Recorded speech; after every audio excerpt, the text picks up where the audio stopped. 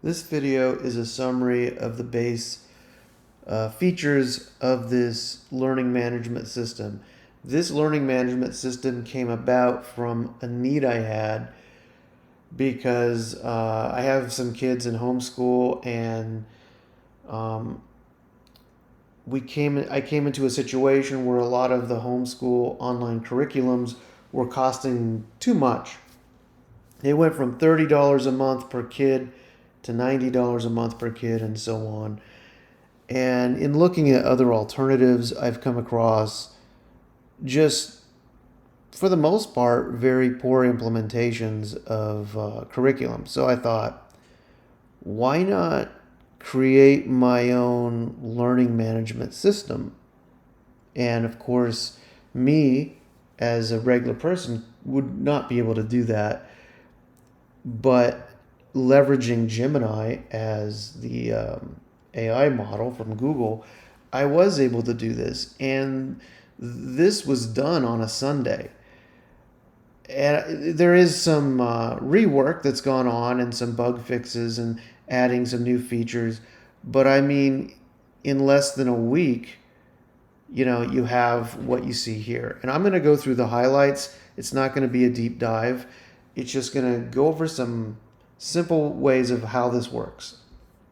Currently, I'm in the administrator view. So as an administrator, as a parent, I log in and I have these users. These users are students. This is a sample student, whatever. But you can create the users right here with add a new user, give it a name, an email, password, and a role. Once the user is in the system, you can then take the student, like say Bob, and assign it to a course, like say Journey of Wisdom, an Introduction to Philosophy. And he's enrolled. When Bob logs in on his dashboard view, Bob will see this course listed. So where did this course come from? Journey of Wisdom, an Introduction to Philosophy.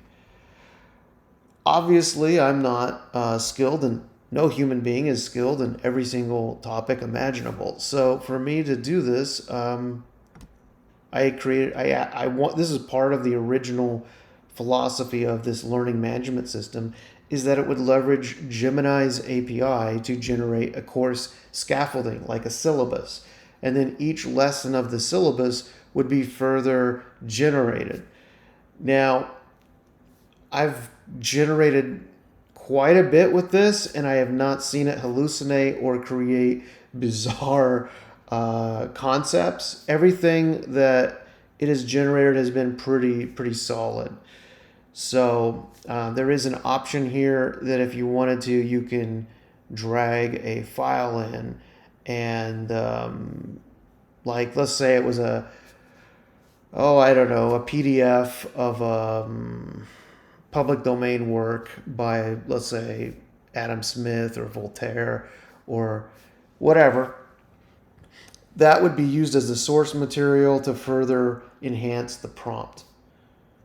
So in this case, I'm not going to really do that. I'm not going to go into that deep dive. I'm going to start here and just give it a straight prompt. And let's say a course on, let's just call it on the history of photography from film to digital. This course needs to discuss the flow of the movement from large format film to 35 millimeter, as well as the movement from the digital movement from, we'll say, small digital sensors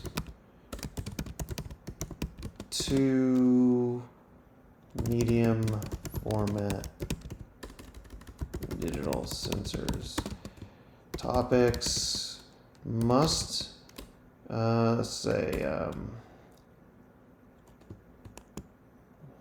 should discuss dynamic range, autofocus, what else? Color and black and white photography. Okay, so this is just off the top of my head. I have no idea what's going to happen here. Hopefully it stays to these concepts. So this is, at this point, it's sending this to a Gemini API, which I have funded. It costs about 4 cents or less to get back the results. So it says, okay, we created it. And this is the course it created. This is the scaffolding, the syllabus. So we have the grand beginning, large format and black and white chemistry. We go to portability, 35 millimeter in the golden age of photojournalism. You can see the lessons keep going down, and around here we go towards the end, you got the synthesis, comparing analog latent images to digital raw files. So we have 8 chapters that it came up with, or lessons. So let's now go to the lesson builder. The lesson builder is very similar to what I just showed in that it sends it off for generation through the Google API system, the Gemini API. It also can use a text per lesson. How this works is we use a drop down for this new course, the evolution of the image. And we start with the first chapter or first lesson, the grand beginning. You can see it's given me a prompt already. I'm just going to go with it. I'm not going to modify it, and we're going to hit generate.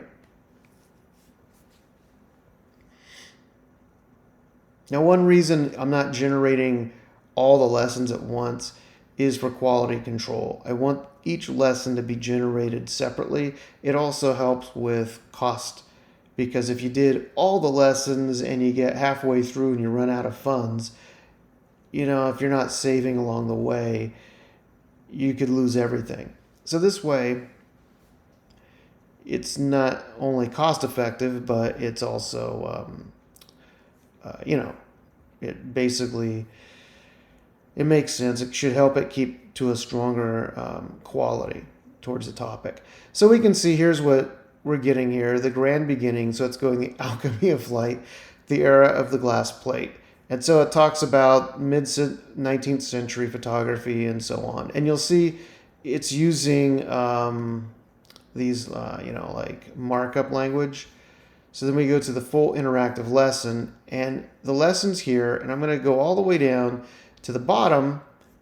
It has this space for video if I ever want to do that. But I have a quiz that is now based on this lesson.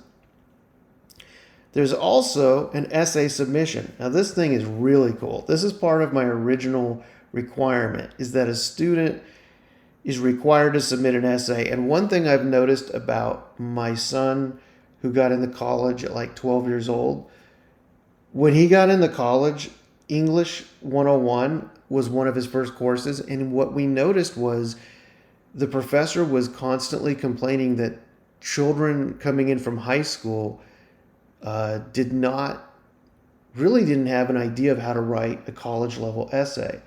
So college level essay, one of the essay standards is to have a thesis, like a 3-point thesis and a topic sentence derived from that thesis for the body paragraphs. I'm not going to get into that, but I wanted something to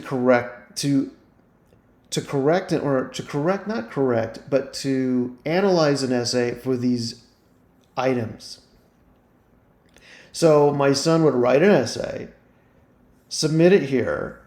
It would send it to the Google Gemini AI API backend, and it would say, hey, using standard college level critique of a 3-point thesis based essay, grade this essay. And, the results are pretty amazing. I don't have an essay on this to send over, but what I'm going to do is look at the quiz. What was the primary chemical solution used to coat the glass in the wet plate process? Okay, so I don't know these answers off the top of my head, so I'm just going to guess here. Why did photographers have to use a darkroom tint in the field when using wet plates to keep? It's going to be about.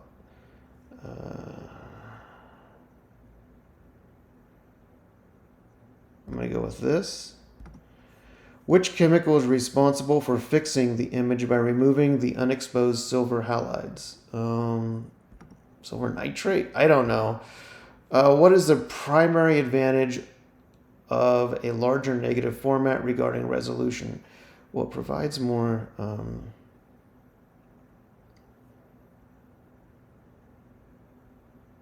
I don't know. I'm going to go with this. In the context of silver halide chemistry, what is the latent image? Well,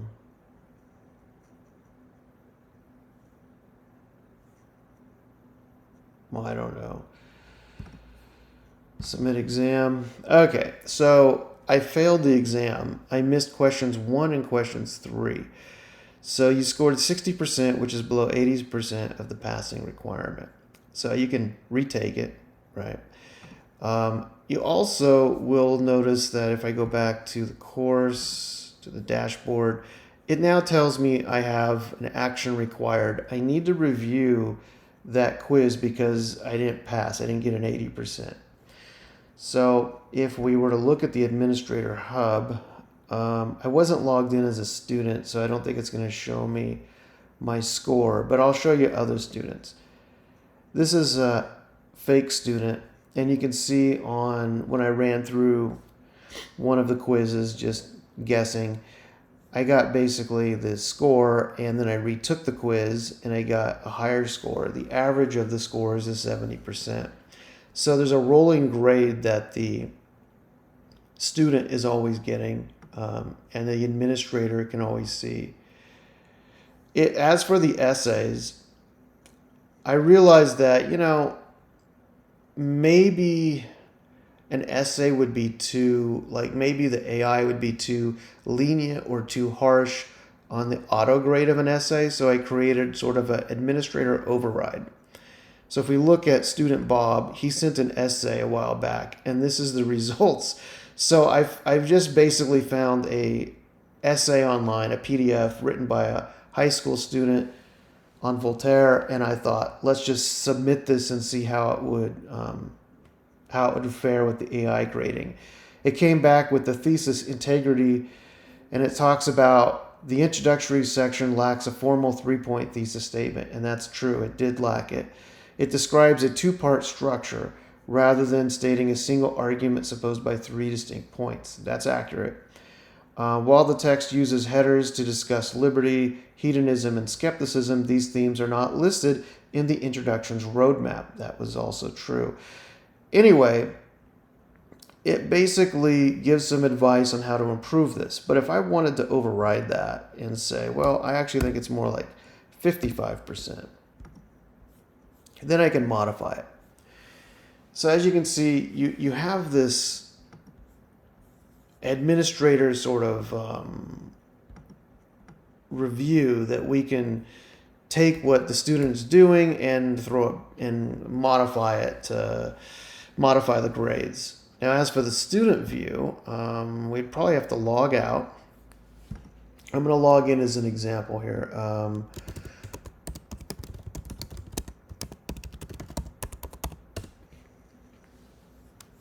And this is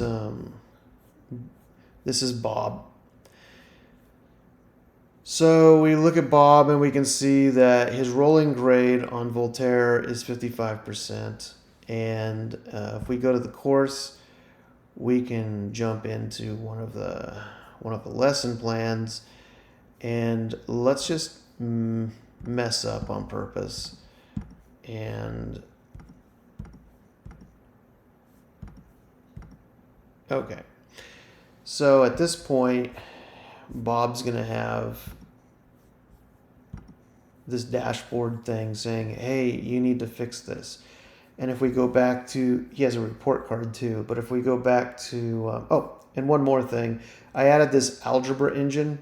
I wanted the algebra engine to look kind of like Alex, so that it would present this nice equation format Students would do the work on paper, come back, input the answer, and I thought that was useful for at least my student. So anyway, Bob has done a really bad thing here. He hasn't done well on his quiz, which now he has this red, please retake the quiz again. So I'm going to go ahead and log out as Bob and log back as the example admin. Oops.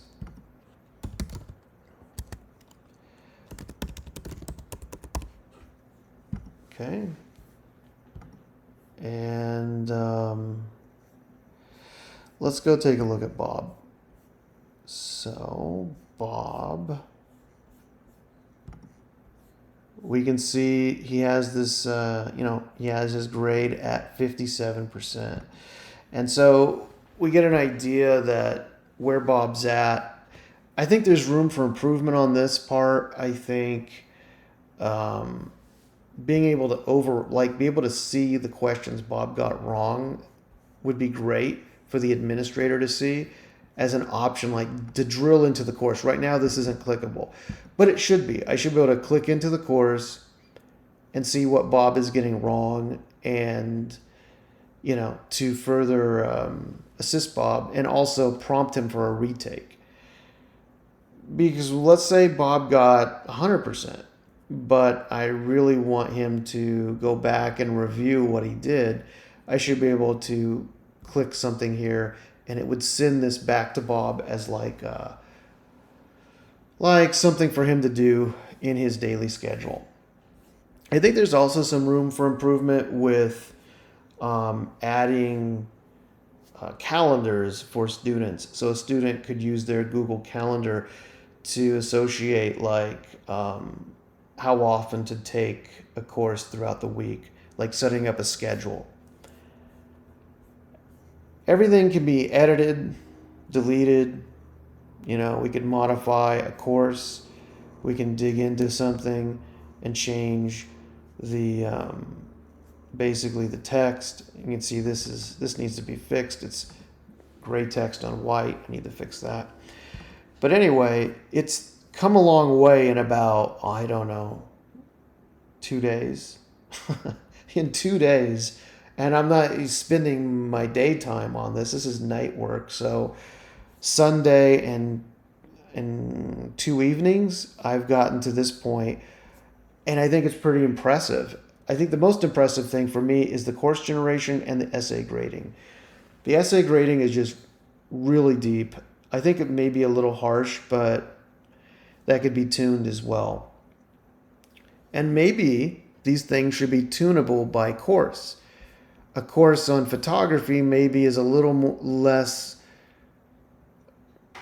restrictive. So maybe it's a little like the essay, maybe it could be a little more, it's not so critical of how you write an essay for the photography course.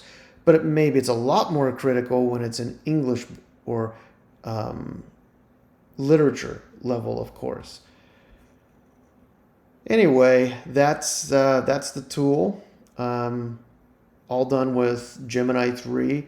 A lot of people told me, Gemini 3 is going to be hallucinating throughout the whole thing. It will be unusable. I use Gemini a lot for a lot of different projects, which is why I picked it. And I never had a single hallucination. Even on the course generation, it did not come up with bizarro stuff. It didn't start talking about Voltaire and then shift into Plato. It didn't do any of that. It stayed on topic. Even the lesson stayed on topic. So mistakes come in. Yeah, there are bugs. Bugs that happened. One of the bugs that happened was this is all a Docker container. So I'm pushing this to a server in my house, and it gave me the advice to run a Docker command that actually deleted the data on the server, which was a shame. I saw the bug, I had it corrected, and from now on, Gemini created a deploy script for me that does a backup before it starts copying files over and deletes any volumes in Docker. So that basically solved the problem. You're going to find problems like that. You got to play it out, QA it, test it, and but human beings make problems too. So I can't say that the AI problem was worse than if I made it. If I made this, I would be working on it for months, and it wouldn't. I don't know. I don't know if I'd ever have it to this level. So anyway, I hope if you find it interesting, let me know. I think it's pretty fantastic. Obviously, I'm not the person who's going to pay somebody $20,000 to write this for me, so I'm not taking something out of somebody's potential paycheck. This is me trying to find a solution for my own family. But it could be used for anything. It could be a learning management for myself. It could be quizzing myself. I could take notes from a cybersecurity course I'm taking and then feed it into this so that it turns it into a lesson plan and quizzes me on it. There's a lot of potential here. And anyway, I just wanted to share it.